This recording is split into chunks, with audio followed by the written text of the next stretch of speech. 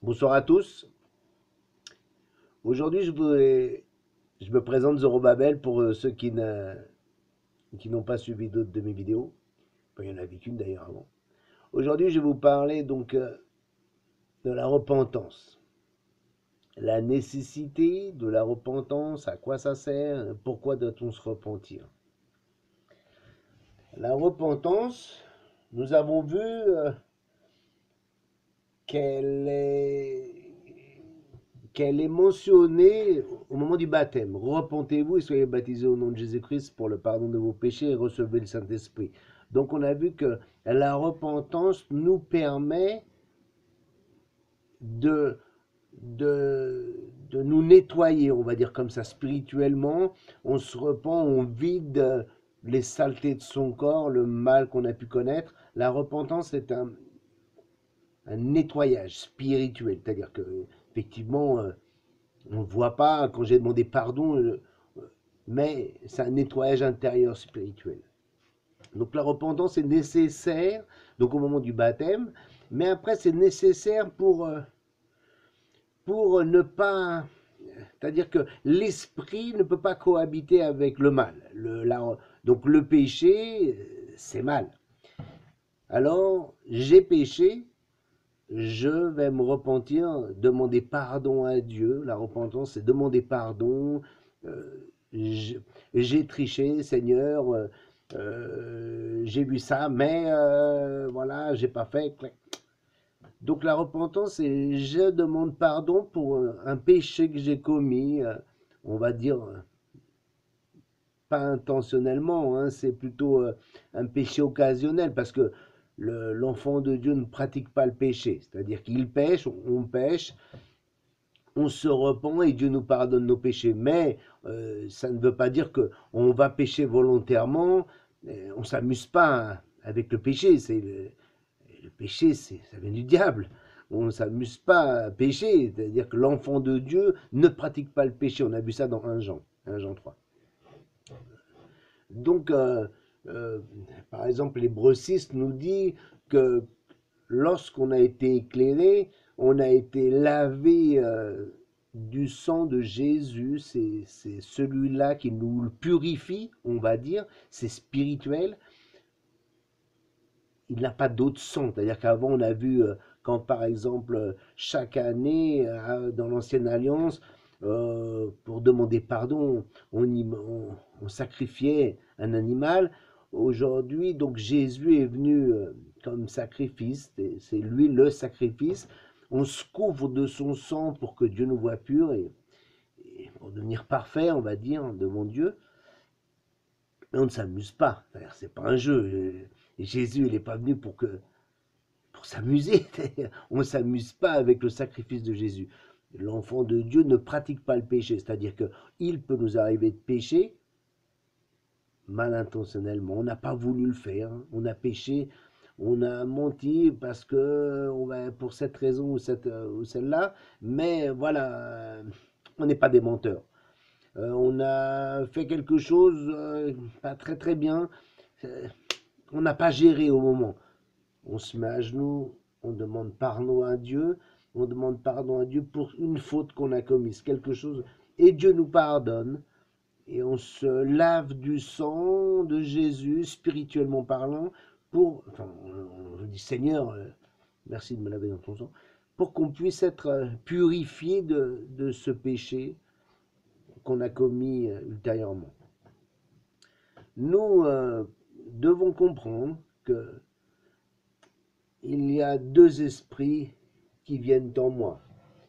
Il y a l'esprit de Dieu et il y a l'esprit du diable qui lui me dit vas-y, fais ça, triche, bon, vole. Et l'esprit de Dieu qui lui me pousse à devenir saint. Si je me repens, l'esprit de Dieu prend possession de moi. Si je pêche, j'enlève l'esprit de Dieu pour laisser place au péché. Et plus je pêche, et plus l'esprit va partir. Si je ne me repens pas, je n'ai plus d'esprit. L'esprit est parti. Parce que l'esprit ne peut pas cohabiter avec le mal. Il est impossible qu'un enfant de Dieu, donc on vient d'être baptisé, l'esprit, donc Dieu nous remplit, nous donne des arts, hein, il nous donne des arts de son esprit, afin qu'on puisse comprendre sa volonté, ce qu'on doit faire. Mais à partir du moment où on pêche, cet esprit s'en va. On va se repentir, donc je me repens. Dieu efface ce péché que j'ai fait. Donc je redeviens comme un œuf, on va dire. Sauf que l'esprit qu'il m'avait donné au départ, il m'avait donné, on va dire 5, mais maintenant il revient avec 4. C'est-à-dire qu'il revient moins que ce qu'il m'avait donné au départ. J'ai perdu le fait de pécher et j'ai perdu de l'esprit. Si je continue à pécher sans arrêt, en vrai, l'esprit il est parti, j'ai plus l'esprit avec moi. Quand je vois autour de moi les religions, les gens, on voit bien qu'ils n'ont pas d'esprit, c'est-à-dire qu'ils n'arrivent même pas à voir 1 plus 1 égale 2. Ils ne voient même pas, par exemple, comme je reviendrai sur ces sujets, sur le fait de Shabbat, que les gens, on a lu Shabbat, mais la Shabbat, c'est la parole de Dieu. Dieu, il a dit, sanctifie-toi. Donc, ils n'ont même pas l'esprit pour comprendre qu'est-ce que Dieu veut. Alors que Jésus nous a dit, je m'en vais au Père, je me retourne au Père, et je vous enverrai l'Esprit, qui lui vous conduira dans toute la vérité. Et quel esprit, si on l'a chassé, c'est-à-dire on l'a chassé par nos péchés, l'esprit il est parti. Parce que l'esprit ne peut pas rester cohabiter avec le péché. Donc à partir du moment où je pêche et que je ne me repente pas, l'esprit lui s'en va. Se repentir, ça veut dire par exemple demander pardon à Dieu pour quelque chose qu'on a fait. Mais une chose est sûre, c'est que si par exemple j'ai menti à ma femme pour un sujet, je dois lui demander pardon que j'ai menti sur ce sujet-là. C'est-à-dire, un exemple bidon, t'as mangé? Non, j'ai pas mangé, alors qu'en vérité, je viens de manger. Ah, l'esprit me dit, mais qu'est-ce que tu fais? Tu me dis que... Ah, pardon Seigneur, effectivement, je voulais pas lui dire que j'ai mangé, bref, gourmandise. Un exemple, hein. Je vais demander pardon à Dieu. Seigneur, je te demande pardon.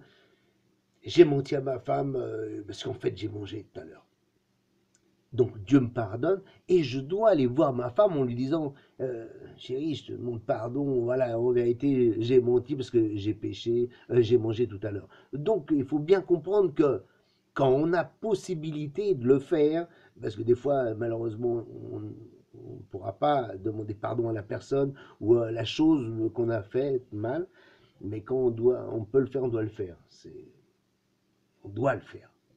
Demander pardon à Dieu et demander pardon à la personne qu'on a offensée ou la chose qu'on n'a pas fait. Si par exemple Dieu nous place des œuvres à faire, par exemple, si on s'est raté, c'est-à-dire que quelqu'un tape à ta porte et il te demande l'aumône, du pain, et toi tu lui fermes la porte, mais Dieu il t'a dit donne à celui qui te demande, donne ce qui est en ton pouvoir de donner, quelle que soit la chose, la parole, un service, etc. À partir du moment où je me suis raté, donc la personne est venue, elle a tapé à ma porte et moi je l'ai envoyé barrer. De là, je vais demander pardon et dire oh Seigneur, je te demande pardon, effectivement, et j'ai pas capté que j'étais pris. Bon, quelle que soit l'excuse qu'on aura donnée, on se repent. Par contre, je vais pas aller courir. C'était il y a 2 heures en avant, je sais pas où est-ce qu'il est parti le type. Donc là, c'est pas pareil. On peut pas lui demander pardon, mais on va demander pardon à Dieu. Donc la repentance est utile pour nous purifier d'une souillure. C'est-à-dire c'est ça qu'on lira par exemple dans le Nouveau Testament, dans l'Apocalypse ou quoi, qu'on a sali nos robes blanches. On verra par exemple quand le roi il convoque les élus, on va dire, hein, au banquet, personne ne veut venir, tout le monde est occupé. Ah ben, il va aller dans les rues, dans les coins de rue, ramenez-moi des gens pour que la nourriture ne soit pas perdue. Et de là, il voit quelqu'un qui n'a pas une robe blanche. Donc on les a revêtus chacun d'une robe blanche. Et de là, le roi, donc c'est Dieu en l'occurrence, le roi, il vient dans la salle de banquet, il en voit un il a dit, liez-le et jetez-le dans le feu de la géhenne. Cette repentance salit nos robes blanches, c'est Jésus qui nous l'a donné lors du baptême par l'Esprit, donc il nous a revêtus d'une robe blanche, donc on est des saints, au moment qu'on s'est fait baptiser et qu'on s'est repenti et qu'on a reçu le Saint-Esprit, on a fait les choses bien en règle et bien. On reçoit une robe blanche, c'est spirituel la robe blanche. De là, quand on pêche, on salit la robe. On a vu donc dans le moment du banquet que celui qui avait la robe sale se fait jeter dans la géhenne. Donc il faut bien comprendre pourquoi on doit la repentance sert à nous repurifier d'une souillure qu'on a attrapée, on va dire. Quand je demande pardon à Dieu, Dieu me relave cette robe blanche et je perds de l'esprit qu'il m'avait donné au départ. Donc, en faisant les choses bien, si je fais Shabbat, si je fais ce que Dieu m'a donné, donc je fais grandir l'esprit qui est en moi, je prie bien, je ne bois pas d'alcool, il vaut mieux ne pas manger de viande, hein. On a vu dans Daniel l'utilité. Il était plus haut que les autres parce qu'il était végétarien. Bref, quelles que soient différentes façons qu'il y a pour faire grandir cet esprit. Plus l'esprit grandit, plus je vais devenir fort dans la compréhension, dans les actes, dans ma relation avec Dieu. Si je salis ma robe, donc par des péchés, si je ne me repens pas, l'esprit partira. Parce qu'en fait, le péché va emmener d'autres péchés. Cette souillure que j'ai pris va tacher ma robe, mais regardez, quand on a un vêtement propre, s'il devient sale et qu'on ne le nettoie pas rapidement, on va devenir crasseux dans un moment. Comme si que la tâche elle va s'étendre. Alors qu'en fait, on doit laver ce péché, mais il faut comprendre que malgré qu'on se repente, on va perdre de l'esprit. Et si on pêche de trop, Dieu même est parti il n'est plus avec nous, il nous a laissé tomber, hein, parce qu'en fait, on a préféré les souillures du monde, le péché, on est maître, on est esclave de celui qu'on va chercher, on va dire, c'est-à-dire que celui qui veut être saint, Dieu nous a donné la possibilité d'être saint. Dans l'Ancien Testament, que tout le monde jette, hein, je ne sais pas pourquoi, Dieu nous a donné des ordonnances de loi afin qu'on devienne saint. C'est-à-dire qu'il nous a dit, tu ne coucheras pas avec ta nièce, tu ne convoiteras point, etc. Tu aideras ton prochain, tu feras Shabbat, etc. Il nous a donné, dans les Lévitiques, etc., toutes des façons de faire qu'on n'a pas l'habitude de faire, qu'on ne connaît pas, nous, dans la chair, l'homme. Donc, toutes ces façons de faire, et c'est afin de devenir saint. Et Dieu nous dit, soyez saints car je suis saint. Donc, à partir du moment où on s'applique à faire les choses de Dieu, à ne pas faire les choses de la chair comme on a l'habitude de les faire, on a changé notre façon de faire, de là, l'esprit va grandir. L'esprit grandira et nous mènera dans différentes dimensions qu'on n'avait pas en tant que bébé. Donc le bébé spirituel, c'est celui qui vient de se faire baptiser, et après on doit grandir. On grandit, donc cet esprit, on grandit en lisant la Bible, et, et en même temps, cet esprit, on le fait fuir en péchant. Donc la recette miracle, on va dire, c'est lire la Bible sans pécher. Ça va nous faire grandir cet esprit que Dieu nous a donné, et surtout le laisser en nous. Et c'est cet esprit qui nous a donné, qui grandira, qui nous permettra de comprendre les pièges, de voir les pièges qui sont dans cette Bible, parce que il y a des contradictions et il y a des pièges. Je reviendrai sur un autre sujet, sur les contradictions de la Bible. Là, aujourd'hui, on parle de la repentance. La repentance, donc, l'utilité de la repentance est pour ne pas perdre l'esprit qu'on a eu, les arts d'esprit qu'on a eu lors de notre baptême. Donc, voilà, j'espère que vous avez bien compris. On a péché, on se met à genoux, on demande pardon à Dieu pour un péché qu'on a fait, qu'on a commis. Si on a possibilité, on demande pardon à la personne qu'on a offensée, ou je sais pas, qu'est-ce qu'on peut pécher, voler, tricher, mentir, bref, ce qu'on a pu faire, si on a la possibilité, on rend, si on a volé quelque chose, on va à la personne, on lui rend la chose qu'on a volée, c'est comme ça qu'on doit faire. Parce que si vous demandez pardon à Dieu, ah, j'ai volé 1 litre de lait dans l'épicerie, et vous le buvez, vous le rendez pas. Non, non, c'est pas comme ça. C'est trop, trop facile comme ça. Je te vole. Hop, merci, casse-toi. Et puis après, je demande pardon à Dieu. Pardon, Seigneur, je l'ai volé, mais voilà. Mais non, il faut lui rendre ce qu'on a volé, bien sûr. Donc voilà. Cette façon de faire, ça nous lave les robes et ça nous maintient notre accès euh, dans le ciel. Donc on a vu au niveau du banquet, celui qui avait la robe sale, donc sali par les péchés. Donc on a intérêt à pas pécher. Jésus est la clé de cette façon. Comment ne pas pécher? Nous, dans la chair, on est faible. On ne sait pas ne pas mentir, ne pas tricher. On ne sait pas être saint, en fait. Donc je vous conseille de lire l'Ancien Testament, car dans l'Ancien Testament, vous allez voir comment devenir saint. Ce que Dieu, les ordonnances de la loi qu'il nous a données, on n'est plus sous la loi. Ça veut dire que le fait d'être plus sous la loi, ça veut dire que Jésus est le sacrifice. On n'a plus besoin de faire de sacrifice. Mais la loi reste là, je veux dire, les 4 premiers commandements, en l'occurrence cette loi-là que Dieu a écrite de sa main pour Moïse, elle ne changera jamais. C'est écrit du doigt de Dieu, c'est écrit de son doigt, sur des tables qui sont dans le lieu très saint, l'arche de l'alliance. Ça ne partira jamais. Jésus n'est pas venu pour enlever les 10 commandements, Jésus il est venu pour arrêter le sang, vaincre le péché et la mort. Voilà le sacrifice de Jésus, sûrement pas pour enlever la parole de Dieu. Il est la parole de Dieu. C'est-à-dire que Jésus est venu pour nous donner la parole de Dieu, pas pour l'enlever. Ok. Il est venu vaincre la mort. Voilà. Je reviendrai sur ce sujet. Donc nous avons vu par cette repentance, l'utilité de la repentance est pour nous donner l'accès au ciel.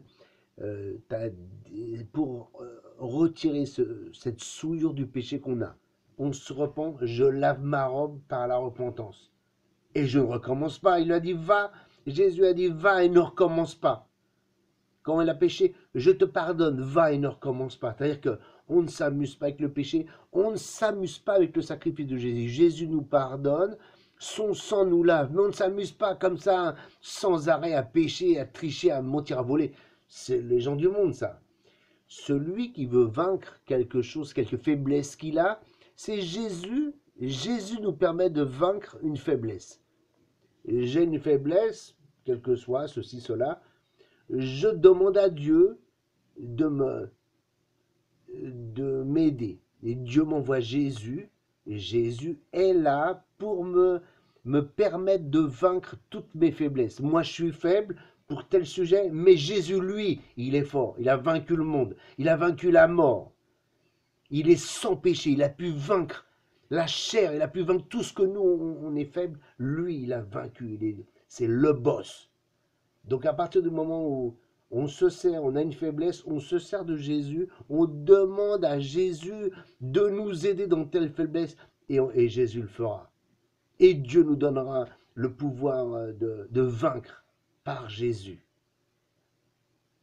En vérité, on est très, très, très, très fort. Mais on n'utilise pas assez Jésus. C'est-à-dire comme si on a peur d'utiliser Jésus, comme si on le dérange. On ne dérange pas Dieu, on ne dérange pas non plus Jésus, son Fils. Dire, il est là pour ça. C'est-à-dire que nous, on n'arrive pas à capter cette dimension, comme si il peut aider tout le monde en même temps. Mais oui, il peut aider tout le monde en même temps, au même moment, toute la terre entière. Il a cette faculté-là que nous, on ne peut pas comprendre, on ne peut pas avoir, c'est clair, dans la chair. Mais Jésus n'est pas nous, et il est dans le ciel, et le ciel n'est pas nous. Hein. Nous, on est dans la chair encore. Dans la chair, on est très, très, très, très limité. Bien qu'on a des capacités plus que ce qu'on croit avoir et ce qu'on se sert. Donc, quand on a des faiblesses, on demande à Jésus qui nous aide à vaincre là où on a des faiblesses. Et de là, on va devenir beaucoup plus fort, l'esprit va grandir.